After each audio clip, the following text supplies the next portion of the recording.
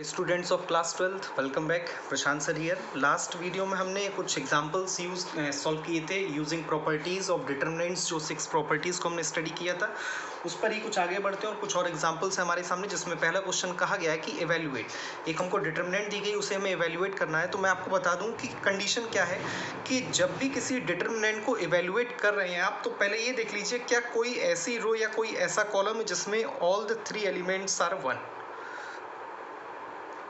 तो यहाँ पे आप C1 में देख रहे हैं कि तीनों एलिमेंट्स क्या है 1 1 1। तो क्या करना है ऐसी कंडीशन में, आपको 3 1 को यूज करके यूजिंग, ये मैं केवल बताने के लिए लिख रहा हूँ, ऐसा है नहीं कहीं पे कि लिखा हुआ है ये।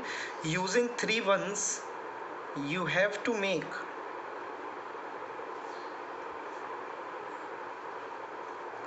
2 zeros। तो पहला स्टेप तो यही है कि आपको 2 0 कन्वर्ट करने। तो मैं यहाँ पे एक ऑपरेशन यूज़ कर रहा हूँ कि R1 equals to R1 minus R2 and R2 equals to R2 minus R3। तो इससे क्या फ़ायदा होने वाला आप देखिए सामने कि हमारी डिटरमिनेंट कुछ ऐसी हो जाएगी, ये हो जाएगा 0, ये हो जाएगा A माइनस B, ये हो जाएगा BC माइनस CA।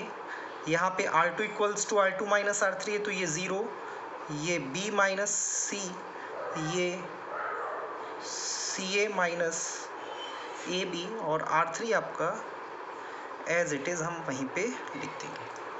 तो देखिए 3 1 थे, उनसे 2 जीरोस बन चुकी हैं। अब 2 जीरोस क्यों बनाई, इसके पीछे भी एक लॉजिक है कि हम 2 जीरोस जहाँ पे आ जाएंगी उसी रो या उसी कॉलम के अकॉर्डिंग, हमारी 2 जीरोस यहाँ पर कहाँ पर है C1 में, कॉलम 1 में। तो हम C1 के अलॉन्ग एक्सपेंड करेंगे। उससे पहले थोड़ा सा सिंप्लीफाई कर लें इसे। तो आप देख सकते हैं कि R1 में आपको कुछ कॉमन दिखाई दे रहा है और वो है C। तो यहाँ बचा है A माइनस बी। R2 में आपको कुछ कॉमन दिखाई दे रहा होगा, वो है यहाँ पर A। तो यहाँ पर बचा है C minus B.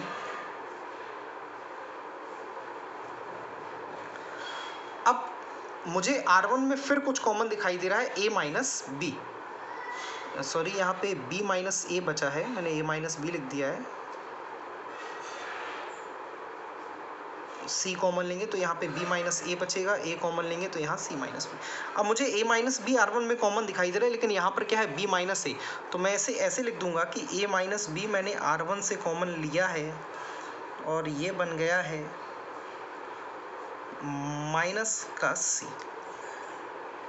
Sign change हो जाएगा। इसी तरह यहाँ से B माइनस C कॉमन आएगा, लेकिन यहाँ C माइनस बी लिखा है, तो मैंने यहाँ पे लिख दिया है minus A।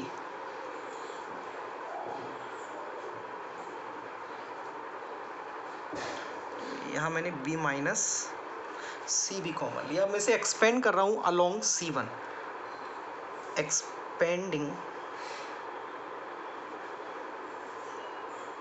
Along C1। C1 के अलोंग एक्सपेंड करेंगे तो देखिए क्या होगा, ये ऐसे ही लिख दिया जाएगा, और C1 के अलोंग एक्सपेंड कर रहे हैं तो ये 0 के थ्रू एक्सपेंड करेंगे, सब 0 हो जाना है, यहाँ भी सब 0 हो जाएगा। यहाँ पर आएगा आपका A31, यानी 3 + 1 4 माइनस 1 की पावर 4 इंटू 1 इंटू, ये सामने वाली रो डिलीट हो गई, सामने वाला कॉलम डिलीट हो गया, माइनस A और माइनस माइनस C का मतलब हो गया प्लस C। तो ये आपका बचा है A minus B, B minus C and C minus A। तो this is the expansion of the determinant. तो आई होप ये क्वेश्चन आपको क्लियर हो गया होगा। तो जनरली ऐसे क्वेश्चंस में आपको एक दिमाग में बात रखनी है कि जहाँ पर भी जिस रो या जिस कॉलम में आपको 3 1 दिखाई दें, उन 3 1 को आप सिंप्लीफाई करके कोई ऑपरेशन लगा के 2 जीरोज में कन्वर्ट करें, डिटरमिनेंट को थोड़ा सा सिंप्लीफाई करो और उठा के एक्सपेंड कर दें। अगर कहा गया है कि इवेल्युएट, अगर कहा गया है यूजिंग प्रॉपर्टीज, तो आपकी अप्रोच अलग होनी चाहिए। तो आगे बढ़ते हैं अगले क्वेश्चन की तरफ। तो अगले क्वेश्चन में हमसे बोला गया कि prove that this is equals to 4ABC। अब यहाँ पर भी हमसे ये नहीं कहा गया है कि यूजिंग प्रॉपर्टीज आप इसे प्रूव करिए। तो यहाँ पे आपको प्रॉपर्टीज़ यूज़ करनी भी है और आप चाहें तो किसी एक लेवल पे जाके इसको एक्सपेंड भी कर सकते हैं। जब आपको लगे कि इसमें और कुछ चीज़ें नहीं हो सकती तो आप इसका एक्सपेंशन भी शुरू कर सकते हैं। तो जब आप डिटर्मिनेंट को देखेंगे तो आपको देखने से पता चलेगा इसमें कौन से ऑपरेशन आपको अप्रोप्रिएट लग रहे हैं और कौन से ऑपरेशन आप इसमें कर सकते हैं। तो सबसे पहला ऑपरेशन जो मुझे साफ साफ यहाँ पे दिखाई दे रहा है कि मैं यहाँ पे R2 equals to R2 plus R3 करने जा रहा हूँ। उससे क्या होगा, एक दो स्टेप बाद आपको खुद क्लियर होने लगेगा कि क्यों किया है। तो मैंने ऑपरेशन यहाँ पे अप्लाई किया है R2 equals to R2 plus R3। तो देखते हैं क्या बनती है हमारी डिटर्मिनेंट इस ऑपरेशन को लगाने के बाद। R1 तो एज इट इज़ लिख देना है। ये बन गया आपका B प्लस C, ये बना है 2C प्लस A और ये बना है A प्लस 2B। अब मैं ऑपरेशन लगा रहा हूँ R1 equals to R1 minus R2। तो देखिए क्या हुआ यहाँ पे, 0 माइनस 2C और माइनस 2B। यह आया आपका B प्लस C, ये 2C प्लस A, ये A प्लस 2B, ये C और ये A प्लस B। देखिए यहाँ पे कोई प्रॉपर्टी नहीं मिल रही है तो हम इसको इतना इसमें ऑपरेशन लगा के इसको इतना सिंप्लीफाई कर देंगे कि एक लेवल पे जाके हम इसे एक्सपेंड कर सकें। तो अब मुझे एक और ऑपरेशन यहाँ पे दिखाई दे रहा है कि R2 equals to R2 minus R3।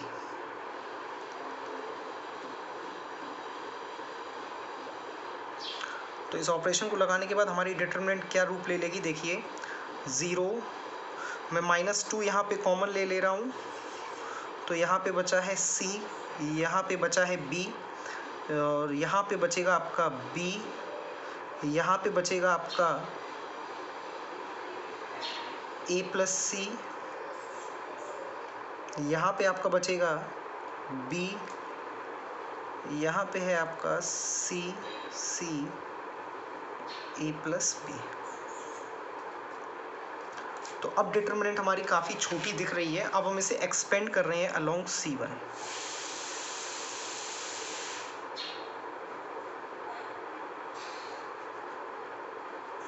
Expanding along C1। तो एक्सपेंशन मैं इसका यहाँ पे कर रहा हूँ तो आपको दिखाई देगा कि क्या एक्सपेंशन है इसका। तो -2 तो हमने सबसे बाहर लिख देना, एक बड़ा ब्रैकेट लगा दे रहा हूँ मैं यहाँ पर।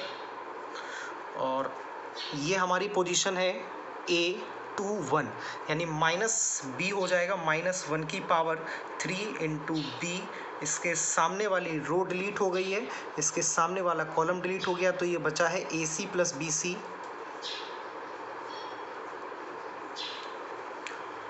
Minus BC plus C। ये ख़त्म हो गया है, ये ख़त्म हो गया है तो BC minus AB minus BC और ये बड़ा ब्रैकेट बंद। तो -2 मैंने बाहर ही लिखा रहने दिया अभी भी। ये बना है -B, ये ख़त्म हो चुके हैं तो ये AC आ चुका है प्लस यहाँ पे ये और ये कैंसिल हो चुके हैं तो फिर से यहाँ पे आ गया -ABC। तो आप देख लीजिए तो यहाँ पे आ गया है -2ABC और ये बन चुका है 4ABC। तो आई होप ये क्वेश्चन आपको क्लियर हो गया होगा कि इस क्वेश्चन में क्या करना था। अब आगे बढ़ते हैं अगले क्वेश्चन की तरफ, तो देखते हैं उसमें क्या है। तो देखिए इसमें मुझे एक अभी सबसे पहले क्वेश्चन में देखने पर ये पता चला है कि इसमें एक प्रॉपर्टी यूज़ कर सकते हैं हम लोग, कौन सी, कि if any row or column of a determinant is expressed as the sum of 2 or more elements, the determinant can be expressed also as the sum of 2 or more determinants.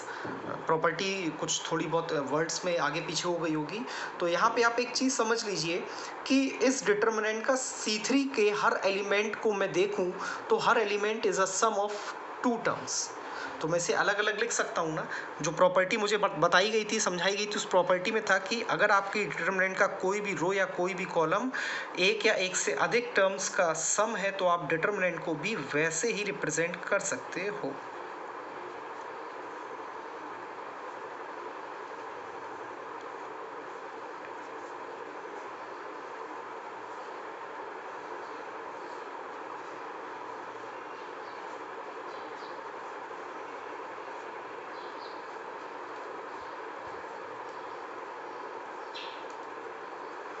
तो हमने 1 + x³ को अलग अलग लिख दिया है, 1 यहाँ पे, x³ यहाँ पे।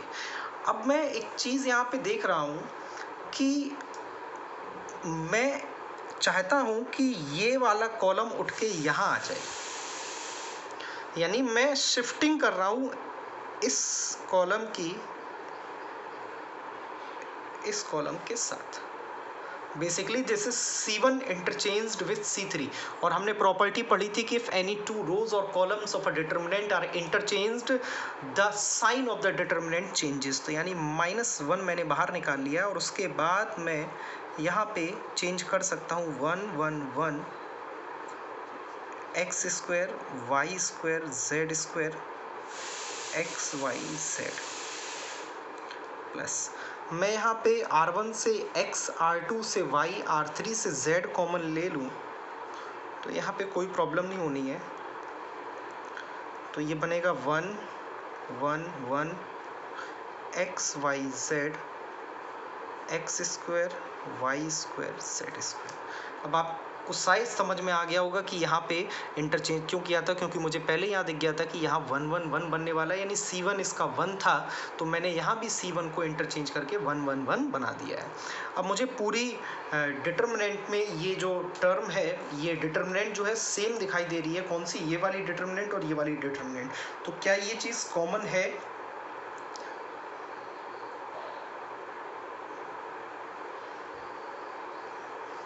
अभी एक इसमें कमी रह गई है कि ये सेम हो सकती थी अगर ये और ये भी आपस में इंटरचेंज हो जाए। तो एक बार -1 और बाहर आएगा इनटू -1, तो ये क्या बन जाएगा? +1 बन जाएगा और उसके बाद जो है दोनों डिटर्मिनेंट कॉमन आ जाएंगे। तो मैंने यहाँ पे दोनों डिटर्मिनेंट को कॉमन ले लिया है।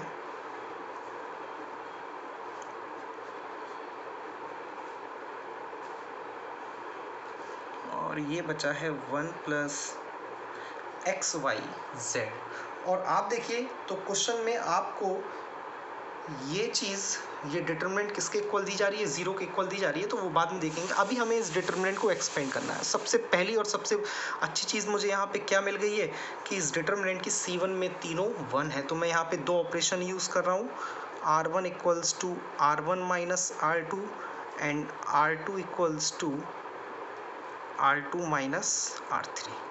तो यहाँ पे देखिए क्या बना है और क्या लिखना है मुझे यहाँ पर, वो चीज़ मैं यहाँ लिख दे रहा हूँ। 0 x - y, ये बनेगा x² - y², ये बना है 0 y - z, ये बना है y² - z², ये 1 z z² और यहाँ लिखा है 1 + x + yz। तो इसे अगले पेज पे देखते हैं क्या करना है। तो अब मैं इसमें क्या कर रहा हूँ कि R1 से मैं x - y को कॉमन ले रहा हूँ और R2 से मैं y - z को कॉमन ले रहा हूँ। तो यहाँ पे हमारे पास क्या, और ये 1 + x y z हमने यहाँ पे लिख लिया है बाद में लिखने की बजाय। और अब हमारे पास डिटर्मिनेंट का जो फॉर्मेट है वो कुछ ये है 0 1, यहाँ पे बचा है x + y, ये बना है 0 1, यहाँ पे बचा है y + z 1 z z²। अब सबको पता है हम इसे एक्सपेंड कर रहे हैं along C1, expanding along C1 के अलॉन्ग एक्सपेंड करेंगे तो मुझे यहाँ पे मिल रहा है x - y y - z into 1 + xyz, और मैंने यहाँ ब्रैकेट यूज़ कर लिया है।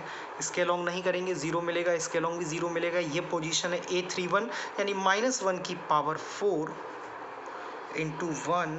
सामने वाली रो डिलीट है, सामने वाला कॉलम डिलीट है, बचा है y + z - x - y।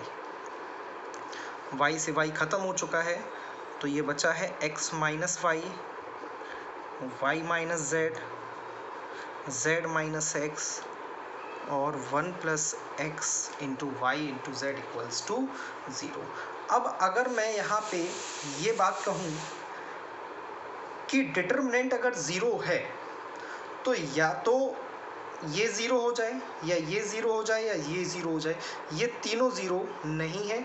तो इसका मतलब सिंपल सी बात क्या है कि 1 plus X into Y into Z equals to 0 है, क्योंकि क्वेश्चन को जब आप पढ़ेंगे तो आपको क्वेश्चन की शुरुआती दौर में ये पता चल जाएगा कि ये 0 क्यों नहीं है, क्योंकि क्वेश्चन में कहा गया था कि एक्स वाई जेड इक्वल नहीं है, are different elements, are different elements, यानी x is not equal to y is not equal to z। ये क्वेश्चन की शुरुआत में ही कहा गया था। तो इससे हमें क्लियर हो गया है कि ये पूरी डिटर्मिनेंट का रिजल्ट 0 होने के लिए केवल एक चीज़ इंपॉर्टेंट है, क्या कि 1 प्लस एक्स वाई जेड का 0 होना कंपलसरी है। तो आई होप आपको ये क्वेश्चन समझ में आए होंगे। अब यहाँ पे एक चीज़ है कि एक्सरसाइज काफ़ी इसकी लेंदी है और बहुत ज़्यादा काम होगा उसमें, तो मैं चाहूँगा कि एक्सरसाइज आप अटेम्प्ट करें और ज़्यादा से ज़्यादा क्वेश्चंस लगाएं। जिन क्वेश्चंस में आपको डाउट है बेशक आप उन क्वेश्चंस को पूछिए, उन क्वेश्चन के सॉल्यूशन मैं आप तक पहुँचाऊँगा। तो 4.2 या 3 जो भी एक्सरसाइज है, इसके बाद 4.2 एक्सरसाइज होगी। आई होप उस एक्सरसाइज को आप लगाइए और जो क्वेश्चंस आपको नहीं आ रहे उनको क्लियर करिए, पूछिए मुझसे। Till then keep studying. Thank you students.